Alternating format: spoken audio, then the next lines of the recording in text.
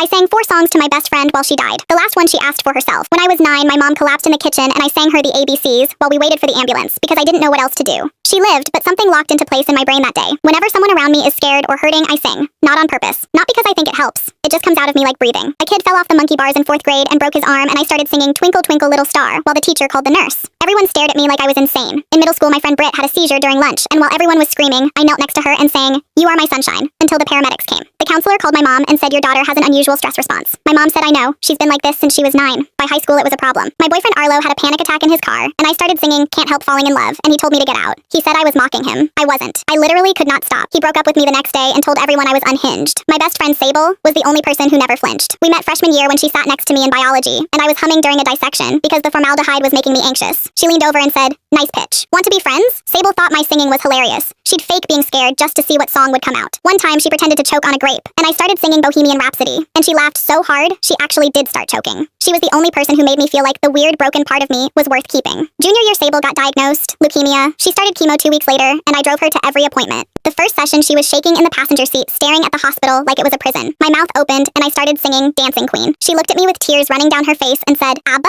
Really? That's what my brain picks right now?" But she was laughing. During her second round, she lost her hair. She called me crying at 2 a.m. I came over and sat on her bathroom floor surrounded by her hair and sang Bald-Headed Woman by the Kinks, and she threw a hairbrush at my head and laughed until she couldn't breathe. When she was in the hospital for 11 days with an infection, I sat next to her bed and sang everything I knew. Beatles, Fleetwood Mac, Dolly Parton, Disney songs, stuff I didn't even know I remembered. A nurse told me most people just sit there and don't know what to say. I said I don't know what to say either. This is just what comes out. October. Sable got worse. Her mom called me on a Tuesday and said you should come now. I drove doing 90 and walked into her room, and she was so small in that bed with tubes everywhere, and her mom crying in the corner and the monitors beeping slower than they should. I sat down and took her hand, and my throat closed up. For the first time in my life, nothing came out. No song, no melody, nothing. The one time it mattered most, and my voice just disappeared. Sable opened her eyes and whispered, "Why'd you stop?" "I can't." She squeezed my hand. "Please." I opened my mouth and it cracked, but I started singing "You Are My Sunshine," the same song I sang for Britt in middle school, but this time I meant every word. She closed her eyes and smiled. Her mom was sobbing. The nurses stood in the hallway. I sang the whole thing twice, and somewhere in the second round, her hand went slack, and the monitor flatlined, and I kept singing because I didn't know how to stop. Sable's mom asked me to sing at the funeral. I stood in front of 200 people and opened my mouth, and for the second time, nothing came out. I just stood there. Then Sable's little sister, she was 11, walked up to the microphone, took my hand, and started singing "You Are My Sunshine." I joined in on the second line. After the funeral, her mom hugged me and said, "Sable told me something in her last week. She said the singing was the only thing that made the scary parts feel less scary.